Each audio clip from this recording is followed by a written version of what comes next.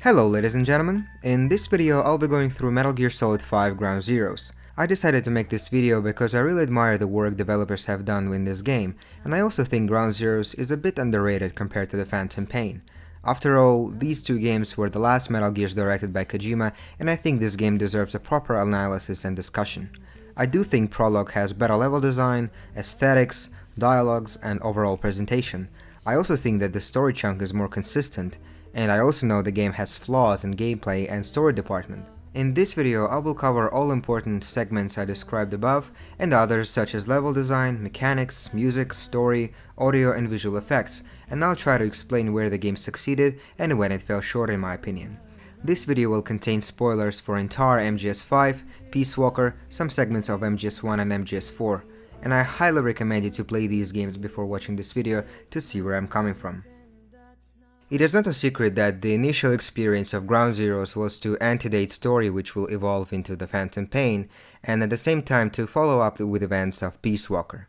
Ground Zeroes might have been a prologue to the Phantom Pain, but definitely not a separate game. In the end, I think it worked out well as a demonstration of the open world nature of the new MGS. Side ops, which are unlocked after completing the story mission, showcase in which direction developers were going in improving stealth segments of gameplay.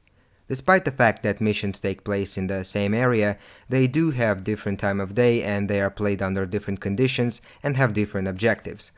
I won't be speaking about them as much, I just want to say that they don't have much meaning behind them and they are hardly related to the story. The reason these missions were created in the first place is because of story missions' length, but as I said, they worked very well as an engine and gameplay demonstration of what Phantom Pain would have been.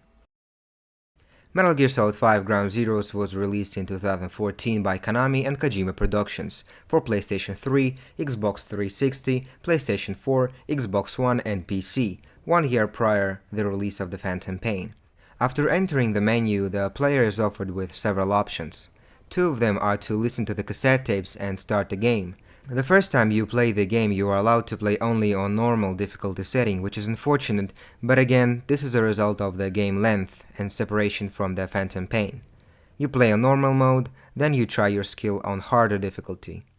In this run, I'll be playing on hard difficulty mode with markings, reflex, and auto aim correction turned off. I'll elaborate on this when I'll be speaking about game mechanics. The main game starts with a loading screen and followed by a small story segment presented as a text, which sums up events of MGS3, Portable Ops and Peace Walker. After that, the player sees a cutscene which immediately shows how far the technology stepped in visual department compared to the previous games. After we see an Omega sign, which happens to be the name of this detention center, we see some dogs barking at someone who happens to be hostile to them. It is a great visual way to show the antagonist of the game, despite the fact we haven't seen his face yet. We also see that the prisoners are taken out of their cages, probably because of the importance of what's happening here. Heavy armed soldiers are definitely in charge here, while US Marines are in lower ranks. The total amount of prisoners here is 8, which is strange, because in the game you can find only 5 of them. The absence of watchdogs in the actual game is also disappointing, but I think it's related to balancing issues.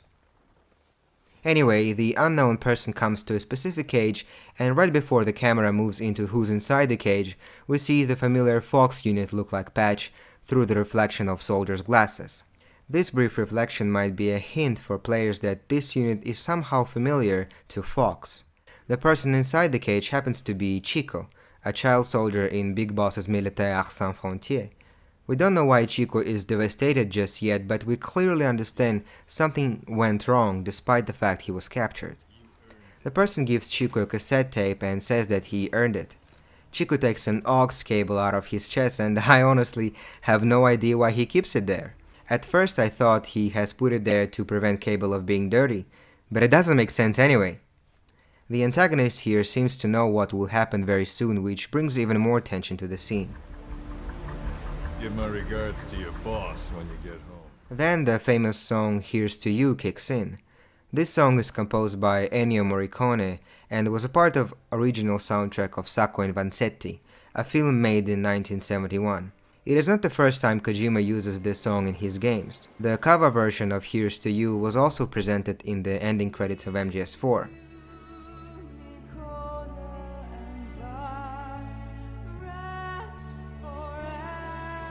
The both versions are great in my opinion, but in Ground Zeroes it also serves as a story element, which I will talk about a bit later. The unknown group gets in the cars and proceeds driving through the camp. Kojima spoke about creating the Jeep ride scene from Ground Zeroes, and he told how difficult it was. The most important part of this bit was to simulate car turns. Characters' bodies had to sway in a logical fashion. The one part of the team actually constructed a big plastic box in which they sat, and the other part of the team was swaying the box left and right to recreate the feeling of being inside a military vehicle. Anyway, along this ride we hear Kaz, who provides briefing to Snake that Paz might be still alive, after she vanished in the sea. We clearly hear that briefing takes place somewhere far from Camp Omega.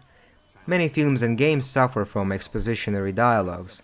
The most common example of it has to be telling the audience characters' motivation and objectives right before the mission starts.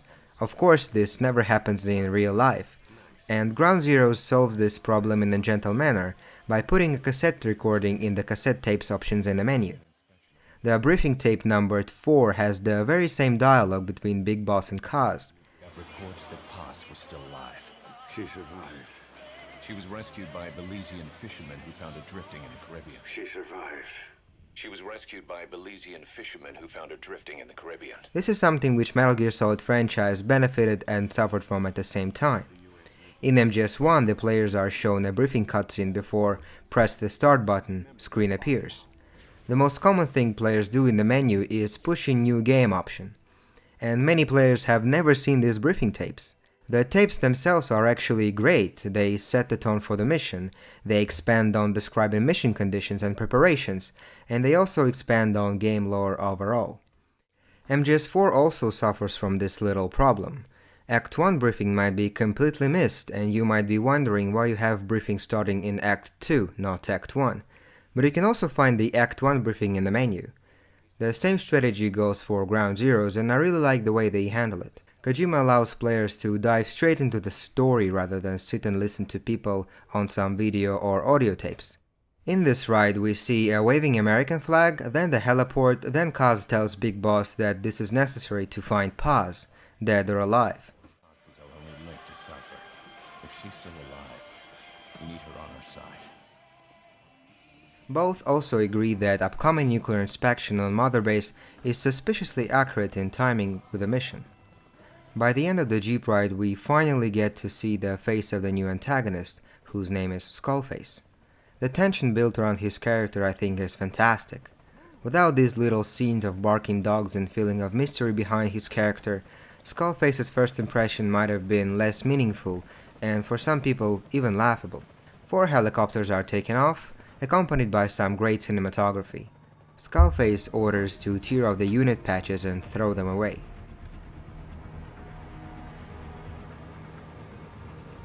Following one of the patches, we see that the unit name is actually XOF.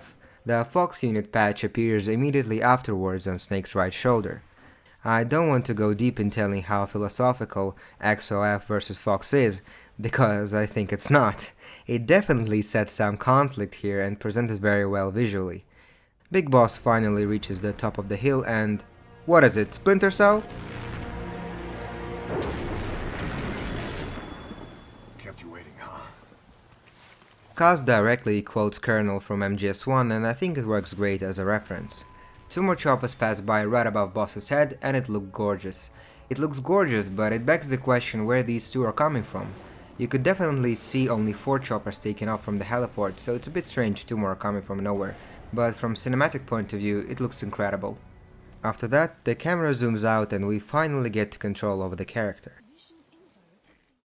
The whole introductory sequence is straight 9 minutes long and it is all directed entirely in one take. People tend to talk about games which put the medium forward. Games nowadays are capable of creating interactive experience, hiding some messages inside them. They can create meta-narrative sequences, and they also can look extremely cinematographic, so much so they sometimes look like Hollywood, masterfully done action films. In this case, I can't praise Kojima enough because of the direction he has chosen in creating cutscenes in new Metal Gear. Directing one-take scenes in films is extremely complicated work due to the human factor of creating films and other limitations. You need an impeccable camera work and camera movement to highlight important events happening on the screen. Actors have to perform with no mistakes and they have to know their positioning and stuff like that. Games don't have this sort of human factor behind them. All of the actions which you see on the screen of your computer system are programmed. Characters work as puppets and there are practically no boundaries of how camera is allowed to move. The only thing, besides decent amount of finances, director needs to create sequences like this is creativity and spatial imagination. Kojima is a well-known film lover and once again he shows that the film spirit never leaves him. He absorbs all things he likes about films and produces something new instead. Before I talk about mechanics and gameplay, I want to say some words about graphics, visual and audio effects in the game. I think they are great. Environmental sounds, lighting and weather effects are on top quality level. The new Fox engine was designed and developed especially for MGS5, and I think the game looks great on both old and new generation of platforms. PS4 and a decent PC run the game on solid 60 frames per second 1080p. It is a great improvement in console gaming since games don't often run at these conditions, even on PS4. I played PS4 version the most and I really enjoyed it. Speaking about weather effects, I really like rain effects in this game. They might be not the best graphical wise, but presentation consists of different aspects, including audio and other special effects. The dirt is munching under boss's boots, the suit shines near the lights, raindrops sound differently on metal constructions when player hides under them. Overall coldness adds so much more to the weather, it makes you freeze sometimes.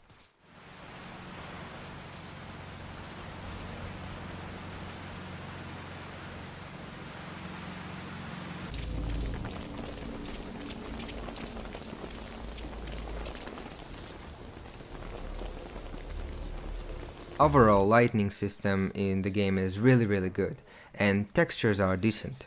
However, the game sometimes has occasional pop-in. Objects like crates and grass tend to appear once you approach them. The draw distance in Ground Zeroes is not very good, but it's not game-breaking. In the end, I think the game wasn't polished enough to be consistent in some situations, and thankfully these technical mistakes have been fixed in TPP. The other visual effects like lens flare were also implemented into the game. They also look very natural. Searchlights also tend to blind you when you approach their line of sight. Kojima stated numerous times that he likes to play around with player expectations about his games. That is probably why sometimes in cutscenes you can see these yellow bars at the bottom of the screen. They don't necessarily mean anything, they just look pretty. Before we go, I would like to clarify why I prefer to play with settings I described before. The hard difficulty setting certainly makes your playthrough more difficult, which I generally prefer in MGS. Guards also investigate footsteps and they also tend to see further in the distance. The new UI elements they've added, such as markings and white lines of enemy presence, seemed a little bit off for me and not satisfying enough to play. Learning where the enemy is by listening to the certain soundtrack is much more engaging for me. I will elaborate on music department in a bit. For the sake of comparison, I've completed Ground Zeroes once again with and without markings, and I've noticed that I was paying more attention to the orange triangles on the screen rather than playing the actual game. Reflex mode is downright game-breaking. The reflex time given to the player is extremely generous and doesn't sit right with me. Overall, these mechanics are almost carbon copies from modern-day games, which I think don't work very well with MGS. Okay, let's get back to gameplay. The game starts on the cliff, giving you a vast opportunity to plan your way ahead. You are immediately suggested to use your binoculars, which might be your best friend for entire playthrough. Binoculars have a directional microphone and an option to mark enemies. The starting point also works as some kind of tutorial set piece. You have a guard tower with a searchlight, you can eavesdrop on enemies' conversation, you can get some intel about refugee camp, and it all works very natural. Also, if you make 2 or 3 steps back to the edge of the cliff, you will get a call from Kaz who will reminisce first days being in Colombia and how they started MSF. Dozen guys at Barranquilla, some of them with barely enough gear to protect themselves. Now here we are not 1 year later, over 300 men strong. But the way I see it, It's like the game says, everything you've done in Peace Walker is right behind your back, somewhere in the ocean. After you proceed, you are taught 3 basic stances. You hide behind the hill, you avoid the searchlight, then you climb up this little cliff, and then you can make your first enemy neutralization. After that, you basically can go down this mountain or proceed right if you're observant enough. If you go down the mountain, you will need to open the gate with your lockpick. Kojima stated numerous times that he wanted to increase level of stress in gameplay. When you start picking the lock, you might hear the engine of approaching vehicle. What would be your first idea? Naturally, you would want to pick the lock faster, and by pressing action button numerous times, boss will pick lock as fast as he can. Situations like this are the reason why MGS5 is so engaging. If you're careful enough, you will be able to hide behind this cover. Then the new mechanic is introduced. You can sneak peek from behind the corners to observe certain elements in the game to make sure you're safe in your sneaking. If you decide to jump off this cliff straight away, you might notice that developers have put here a bunch of bushes deliberately. You might see an approaching vehicle, and this bit introduces mechanics of hiding in the bushes. The level design in this first location is magnificent. You are taught basic mechanics which you will use throughout the game, and it is all shown without any lazy tutorial or training set pieces, and again, it is all implemented into the game in a very natural manner. Once we finally infiltrated inner sector of the black site, I think it's the best time to talk about game mechanics and controls. The overall controls and movements are very responsive. By adding more and more animations, developers might have made sneaking less comfortable and clunkier, but in MGS5, Big Boss still remains your best friend on the battlefield, especially if you play on controller. To say this better, I've counted about 7 walking speeds, starting from calm sneaking to more fast sneaking, ending with the usual running and rushing. This also applies to crouching. Crouch running is of course the most common stance people use to sneak, but different speeds can also be applied here. The new cover system was also introduced in Ground Zeroes. The auto cover is now much more reliable than ever before, and you don't need to press any buttons to lean on the wall. This system has its own ups and downs, like sometimes your character can stick to cover with no reason, but most of it has been improved in Phantom Pain. The classic jump roll has been also changed to Frog Leap, which looks really cool and can sometimes come in handy. All of the jumping sections have been replaced with button prompts, and I think it works fine. In order to create more immersive experience, developers made camera move lower or higher depending on your stance. It significantly decreases your viewing angle, which adds a lot more to the tension in gameplay. MGS5 control scheme and mechanics might have been the best I've played in recent years. You get a full control over the character and it just feels fantastic. The quality here is on top level. There are some missteps here and there, but not everything has to be perfect. But it's really close to be perfect. It is one of the best games in terms of controls and animations I've ever played. One of the biggest changes developers were aiming for was creating a playable experience with as less head-up display as possible. In MGS5 there are no alert or caution countdowns, you can never find a health bar on your screen, and solid tone radar also never appears. That's why it was essential to create a very understandable audio cues for player to navigate. From now on, the player identifies enemy situation on the map by music tracks and sound effects. For example, there are several audio cues when you are partially spotted by a searchlight.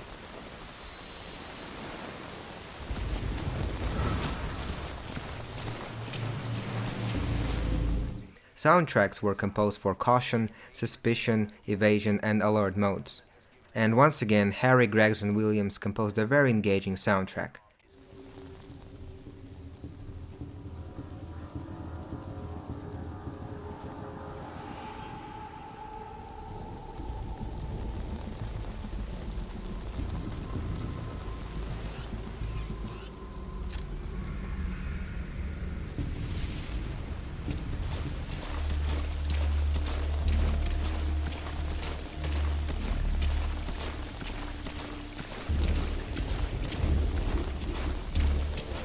The difficult part of it was to compose tracks which don't disturb you during sneaking and don't drown surrounding sounds. And I think they succeeded there in every form. It's incredibly odd to me that they've put so much efforts into creating these great audio cues with music and sound effects to minimize HUD on the screen, but at the same time they've managed to add such lame mechanics as marking and white lines of enemy presence. The environmental sounds are also very impressive. The cotton collision, the sounds of footsteps on metal, wooden, sand, grass, and concrete environments are extremely immersive.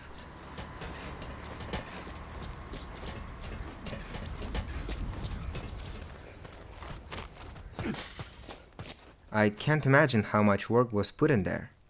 And don't even ask me to start on voice acting. Metal Gear has never had problems in this department. The absence of David Hayter is of course a bit disappointing, but I think Kiefer Sutherland gets his job done professionally, as well as the other voice actors. The combat consists of 3 basic techniques. Boss can eliminate enemies by lethal or non-lethal weaponry, or use close quarters combat. CQC has changed drastically. First of all, Snake is now always barehanded, which might make you ask how combat is played under alert conditions and in other situations. This decision was made with a clear reason in mind.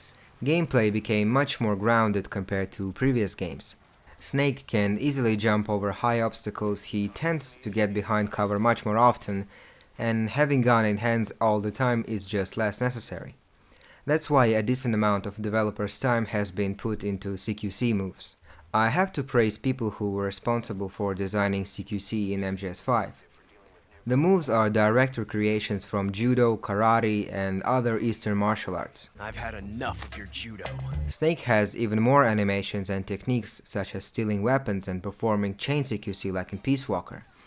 Unfortunately, pursuing more cinematographic experience, they've really dumbed down the beauty of these moves. Almost every time you perform a CQC related action, camera moves into a specific angle which, in my opinion, is not that great. It can easily disorient you in some situations. Just have a look at these footage for the sake of comparison.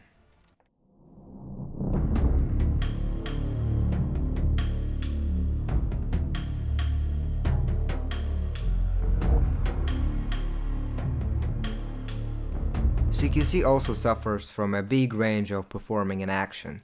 It turns out that on multiple playthroughs you can rush towards enemies and press punch button and you're done. But nevertheless, hand-to-hand combat is really enjoyable. Upon grabbing an enemy, Snake can get some intel out of him, stab them or stun them, or force them to call for nearby allies. This is a very nice and unique technique which was completely removed from Phantom Pain for some reason. Unfortunately, interrogating enemies was implemented poorly in my opinion. For some reason they decided not to make voiceovers for enemies. I don't know why this decision was made though. It definitely was a misstep for them. The argument for this can be, it would have taken them a long time and a lot of funds to voice every bit of information, but it is a weak statement. They didn't need to record every phrase for every location and every object, just some phrases like, "You can find useful items here," or "My bodies are situated over there," would have been enough. Arkham City is a good example of how these interrogations are made.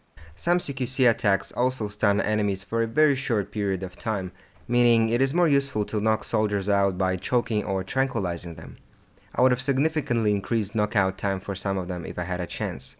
The AI also reacts if you suddenly touch things like plates, buckets, and empty bottles scattered around the map, and you need to be really careful when exploring Camp Omega.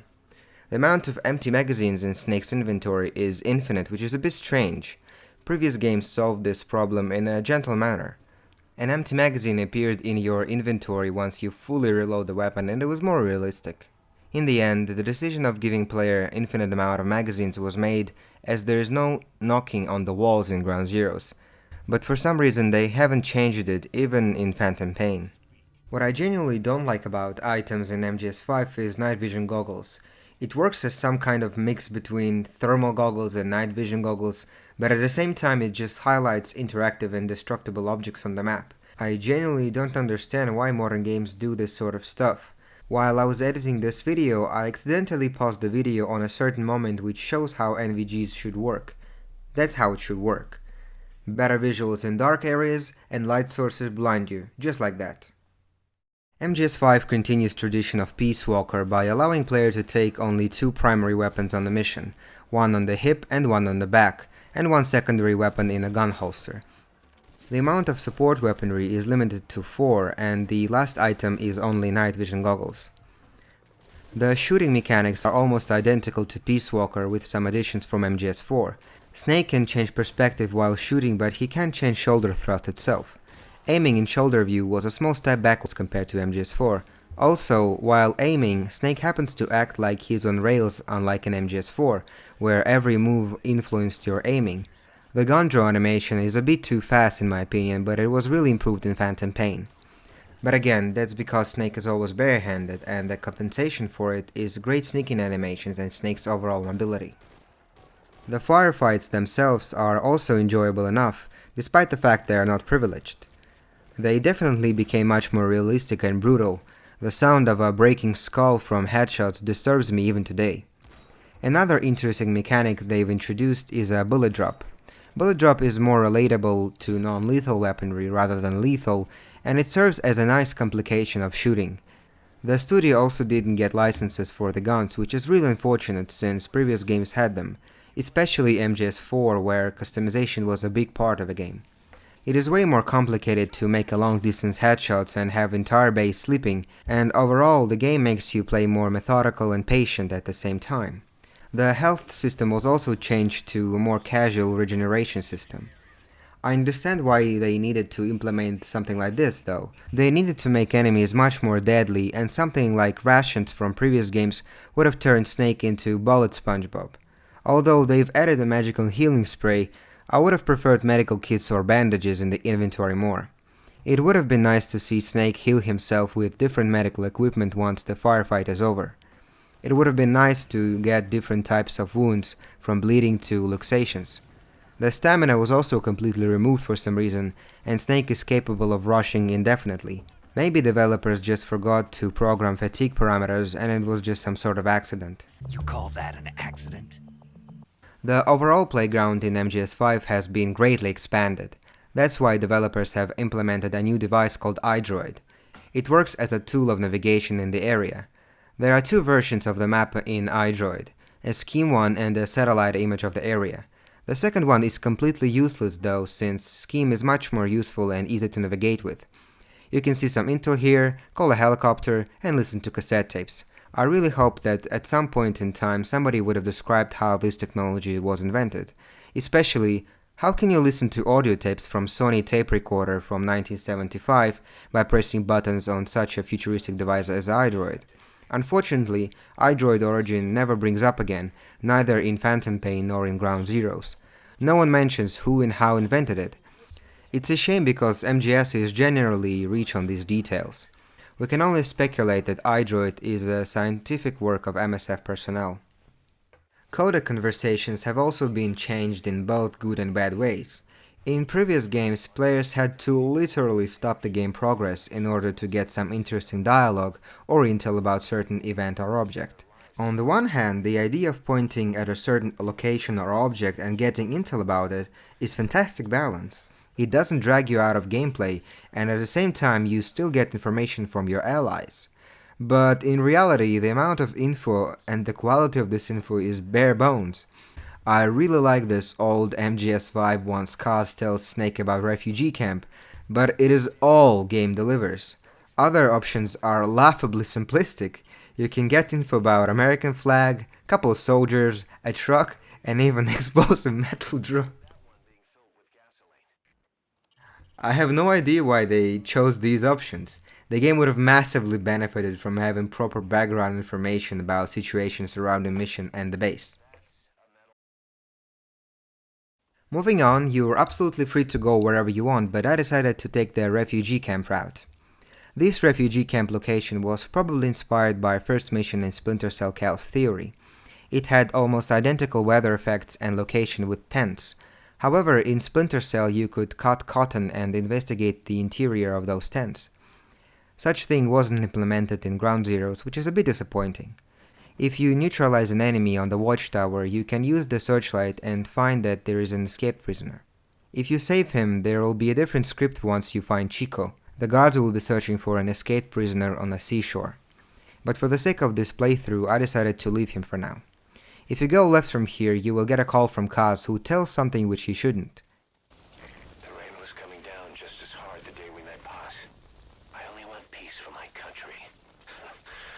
I came believe we ever bought that cover story. Basically, these three lights open some sort of plot hole in the game. The "I can't believe we ever bought this cover story" bit is extremely strange line since Kaz was the one who invited Paz and Zadornov to MSF, knowing that Paz was a double agent for Cypher. He even tells Big Boss that he knew Paz's true identity in the final chapter of Peace Walker. I knew Paz and the Professor. I knew who they really were all along. 'Cause I used them. I suppose you were the one that brought them to Columbia in the first place, huh? Guilty as charged. This plot hole is not that important though, it's just funny they forgot the plot twist they've implemented a while ago. Nevertheless, if we proceed through here, we can hear two guards complaining about missing prisoner. The whole mission is actually filled with some sort of background information about Blacksite. Some guards talk about XOF unit, others grumble that camp turned into a nightmare, and if you are observant enough, you can eavesdrop on many of these conversations, and it's quite entertaining. After proceeding through this large opened area, you might find a ladder to the top of this small building. It is once again a magnificent game design. Once you climb up the ladder, you have a great view on another refugee camp, which happens to be way bigger than the other. You of course risk of being spotted by the guards, but nonetheless it's a good way to observe the area. Some of the mechanics which I spoke about previously were changed and some completely removed. Leaning from the rooftops in MGS4 was a very useful technique, and it's a bit disappointing of not having such one in MGS5. Despite having tons and tons of new animations, they for some reason haven't included this one. Some sections of Camp Omega would have really benefited from having this mechanic. Moving on, Snake makes MLG no-scope headshot, traverses through another refugee camp, and finally reaches prison area. Level design at this location is also superb.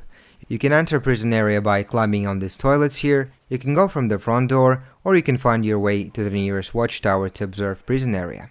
Once you find the route behind the fence, Miller will give you a call stating that Amanda surely knows that Chico's call for help is fake, as she knows her brother better than anyone else. The game doesn't show you Amanda from Peace Walker, and this dialogue wasn't necessary, but it is a very nice touch. If you go up this ladder, you should be able to find Chico from this vantage point. Was that Chico? Not many people know, but there is actually a hole in this fence and you can crawl under it to get inside prison area. As you might have noticed, the game slowly builds up more and more mystery around your mission. Events which anticipate events of Ground Zeroes are quite intriguing. MSF gets a message from IAEA about upcoming inspection. Kaz and Boss suspect Cypher behind this as an act of revenge through the Third Hands. They don't want public to know MSF has a nuclear weapon and Metal Gear Zik, which might spark international conflict. In the end, Huey insists on inviting inspection, but with a certain care in it. He really wants public to know that MSF is just a private military group. That's why he insists on having everything clear on the base and invite mass media to give them a good picture of Mother Base. But in order to have a good picture for inspection, all people excluding mercenaries should leave the base. Amanda, her Sandinistas, Cecile, and almost every civilian should be expected on land. After days of preparations, MSF gets to know that Strangelove left the base as she completed everything related to Zeke.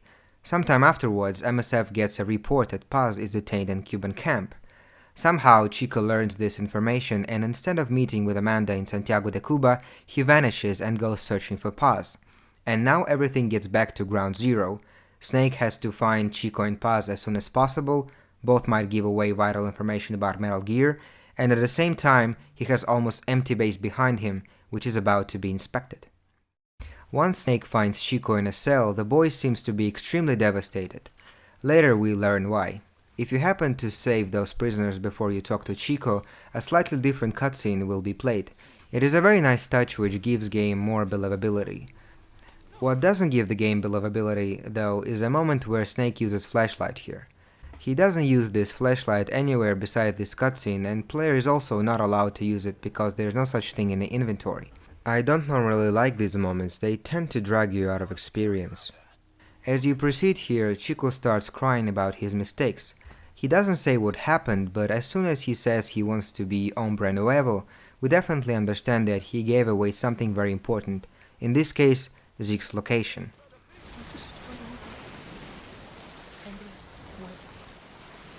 If you listen to Kaz here and proceed to Rendezvous Point, Boss will start talking with Chico, and Chico will give him a cassette tape. I like this moment since you can actually call a helicopter straight away, and slightly different cutscene will play out with a cassette tape falling from the chopper. There's a little cave near the rendezvous point, and it really reminds me of an album cover by Mike Oldfield, whose song was in Phantom Pain Nuclear trailer, but in the end it also might be just a coincidence. Once you put Chico in the chopper, you are suggested to listen to the cassette tape, which might lead you to Paz's location. This is a very nice moment, despite the fact that probably the majority of players understand that Paz is in an admin building. I really like this Metal Gear tradition of giving players some sort of puzzle in the middle of the game. In MGS1 you are suggested to find walls which are poorly cemented, in MGS2 there is a puzzle with a heart tracker, in MGS3 you search for Rykov and his pants, and in MGS4 you follow Naomi's underwear. I really enjoy these little set pieces and they add so much more to gameplay and story. There's one thing I want to mention considering cassette tapes. Due to the game length, some of Chico tapes were spread throughout the side ops, and it begs the question whether Big Boss knows information about Camp Omega or he doesn't. If not, the only person who knows about them is the player. This brings the question, how are we supposed to comprehend the story when player knows more than the actual characters? I tend to think that this tape has all information about Camp Omega, torches and affiliation with Cypher, and Big Boss learns this info while traveling back to Mother Base. At least this is somehow logical. And this statement might be backed by Skullface's words in one of the tapes. But first, let's stop by and see the boy. I want Big Boss to hear his little diary. Hopefully, he's still a good listener.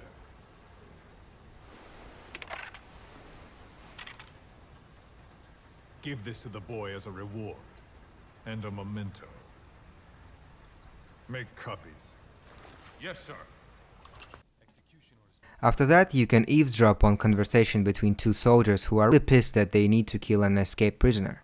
If you are sneaky enough, you can get intel about execution area.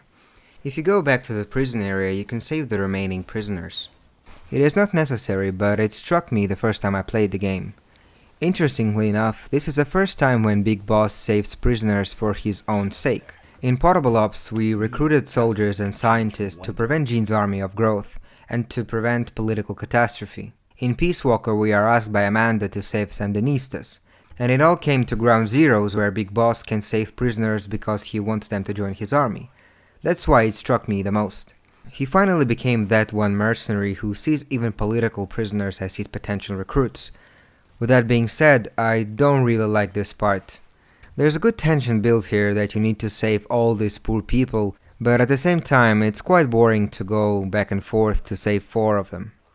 There's no Fulton recovery system in Ground Zeroes as it was in Peace Walker, since it's more of a rescue mission and the gameplay overall is more grounded. And as well, Kaz says, the political nature of the mission means backup is not an option. You get the targets and then you leave. Anyway, if we go up this road, the game suggests us to jump inside the truck to let it drive us straight to the admin building. I like how developers have made here 2 routes in and out of the prison area. You don't need to go all the way back and you get this feeling of going forward all the time, which is a good thing.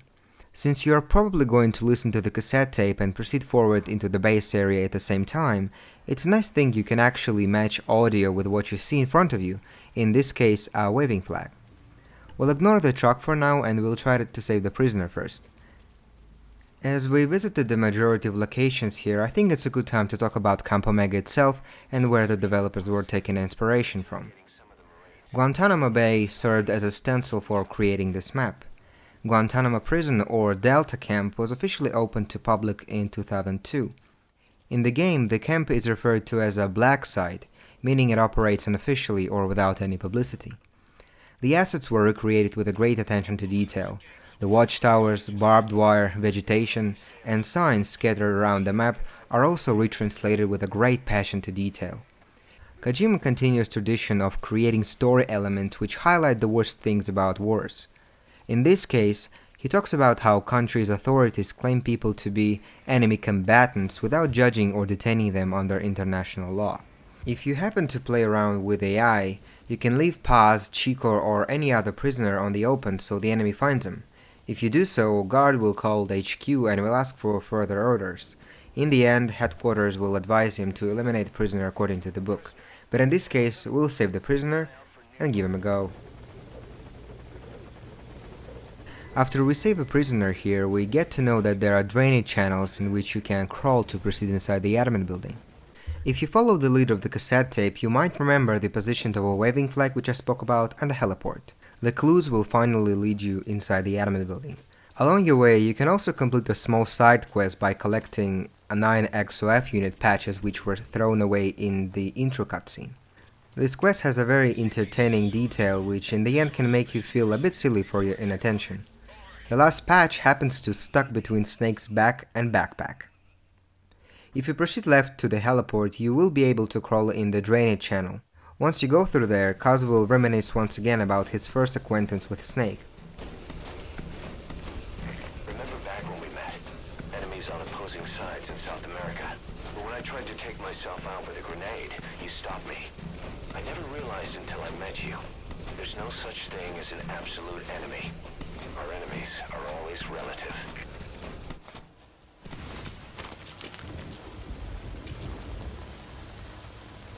In this area, you can switch off the power grid to make your infiltration a little bit more comfortable. I like that if you decide to save pause first, this area will contain extra cassette tapes and guards will be talking about garbage disposal. Unfortunately, none of the buildings here are enterable. Probably the reason for it was the camera issues in closed environments and overall open world nature of the game. Nonetheless, I do enjoy this part. It has this nostalgia vibe of old MGS. If you decide not to get inside the truck but still proceed to Pazo's location, the game once again shines with a beautiful game design. You can climb up this hill and then climb up this building to observe the area up ahead. You match the flag fluttering, here's a heliport, over there gates, and now you practically know where to go. You can find a surveillance camera, an armored vehicle which I'll speak about a bit later, and you can find several entrances to the admin building. 2 doors, gates, and a drainage channel if you get to know this info from the prisoner. There are some cool diverse options to play around once you enter this area. There are some climbable objects here and there, and other buildings under which you can crawl. Going deeper into the admin building sector, we finally reach the boiling room.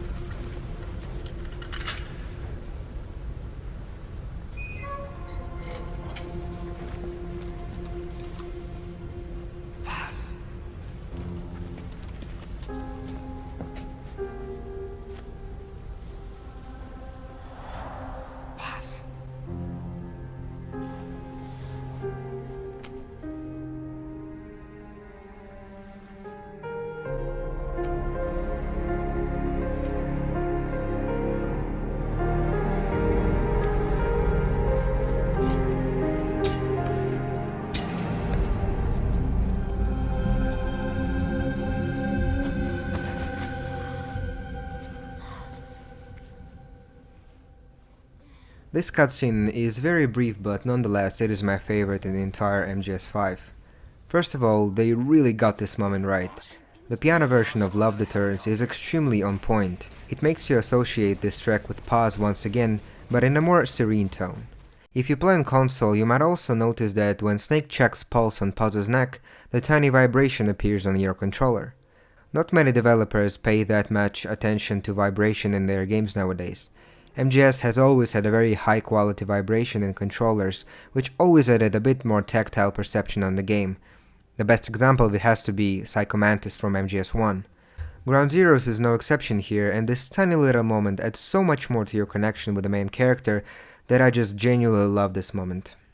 I like how the game doesn't even bother to lead you straight forward to a safe zone. Right after boss lays Paz down, you are suggested to get back, and at this moment you realize that you have to make your route back again, but with a prisoner by your side. This is a very unnerving moment, and it really makes you start planning your way back.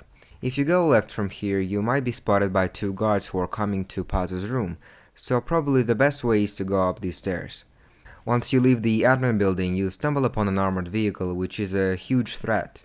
If you decide to find Paz before Chico, there will be a slightly different script. You will see two guards driving out of the gates and going straight to the prison area, basically your next destination. I like how soldiers tend to go from one place to another from time to time.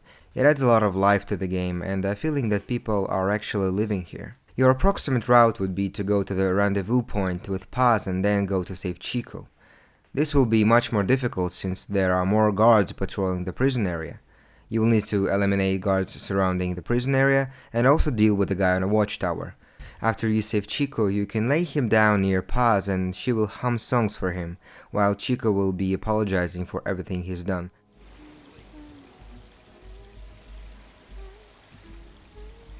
But anyway, let's get back to our original walkthrough. Developers have conveniently placed another armored vehicle here for you, but we will try to be a little bit more merciful and find another route. I really admire the animation of Snake getting out of an armored vehicle, but animation of him entering it was significantly cut for some reason. For the sake of diversity, I've chosen to use the truck which has entered these gates when we were listening to the cassette tapes.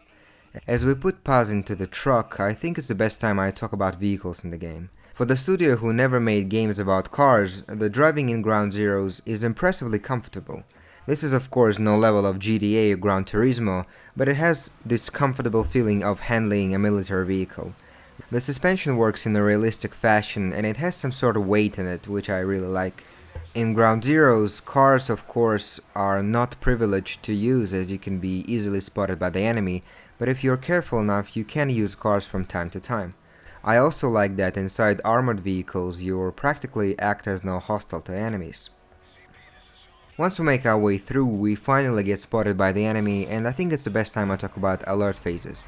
I really like the system they've created here, and it also works in a very natural manner.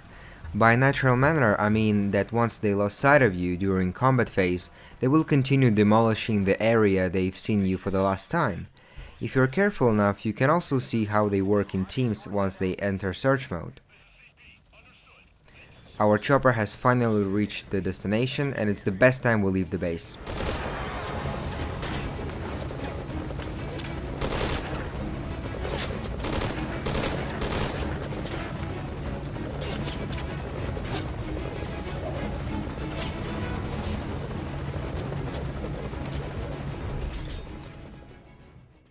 This is the last portion of gameplay given in Ground Zero's story mission.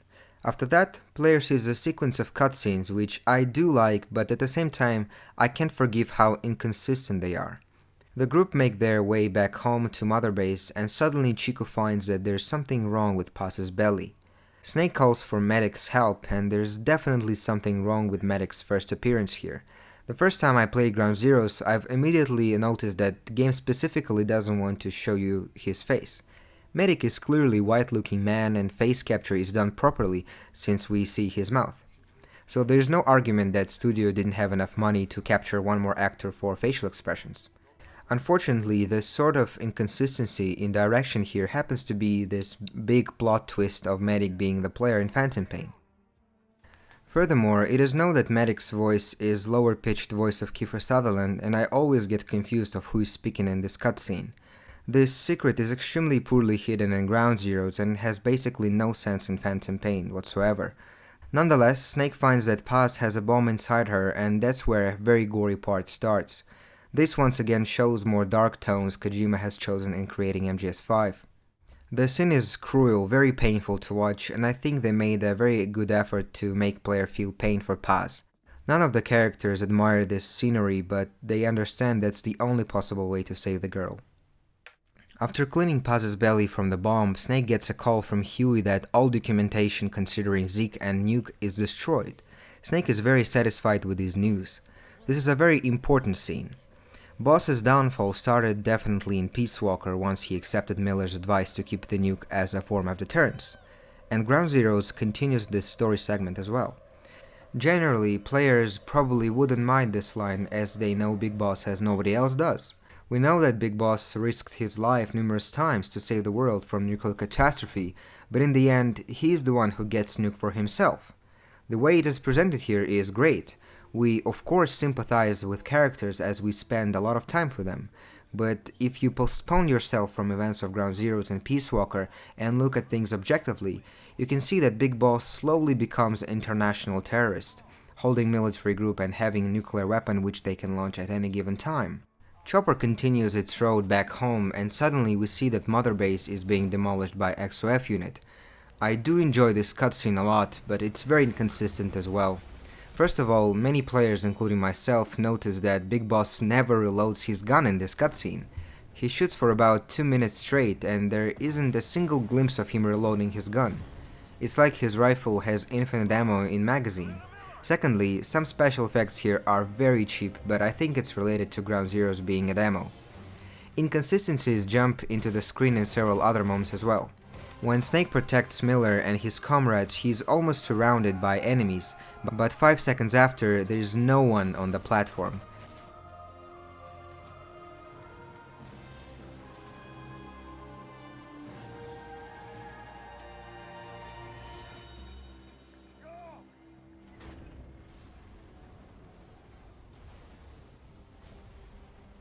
Camera work in this cutscene is also very good. It takes best moments of action happening on the screen and it's presented in a very realistic and grounded fashion, but some mistakes are still visible and might drag you out of admiring them. Probably the biggest question I have about this cutscene is the following. Why would XOF unit land their troops on the base which they're about to blow up? It makes very little sense, and the only explanation which came to my mind was that there was some kind of third party involved into this attack, annihilating both MSF and XOF unit. That would somehow explain strange behavior of XOF unit and things happening on the screen. After Chopper leaves the base with only one survived member of MSF and Kaz, we get to know that inspection was fake and MSF were played like a damn fiddle. Suddenly Paz wakes up and Big Boss calms her down, stating that they've got the bomb out. Paz says there is another one in her special woman's place and she jumps off the helicopter. Before she jumps, we get a glimpse of XOF Chopper and some soldiers on it, which is once again very strange. They have zero motivation to follow Big Boss as they know about secret bomb which is about to explode. They also don't seem to attack MSF Chopper. It's like they're saying, "Hold your horses, man, we're not here to fight." After that, explosion reaches MSF Chopper and XOF Chopper.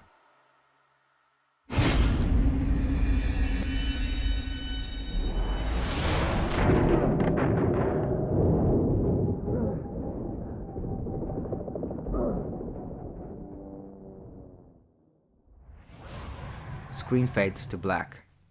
Couple of text messages appear which highlight what happened after the crash. After that, player sees MGS5 logo and that's where Ground Zeroes opens second bottom. The game backtracks to the events which happened before Boss infiltrated Camp Omega and the game starts telling a hidden story of a relationship between Paz and Skullface.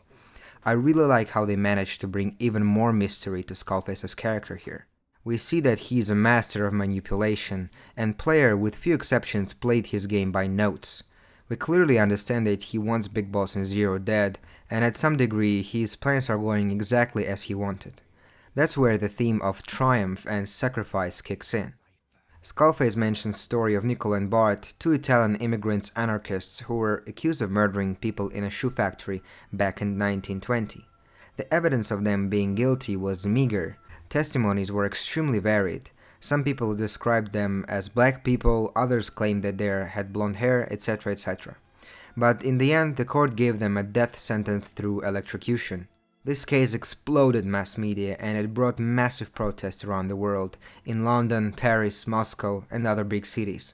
In 1971, the film Sacco e Vanzetti was released, which basically tells the story of events which happened to these two Italians. That's where the song Here's to You, composed by Ennio Morricone, appeared for the first time. And it all comes to Ground Zeroes in 1975, where Skullface tells that death of Sacco e Vanzetti was a message to people that our society is far from being merciful and can murder innocent people.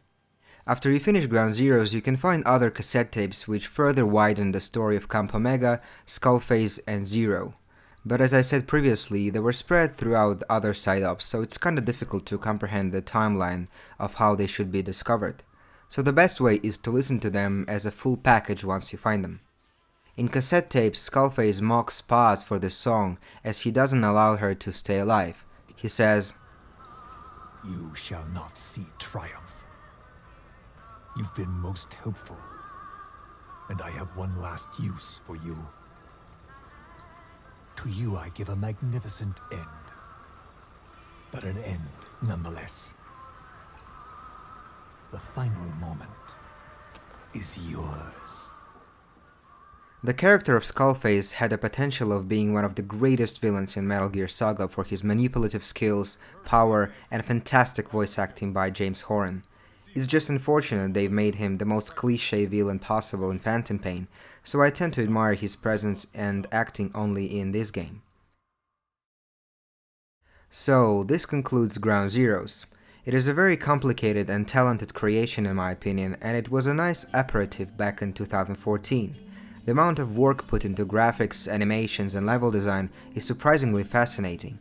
Overall, Playground was expanded significantly, and more developers' attention has been paid to creating immersive and grounded experience.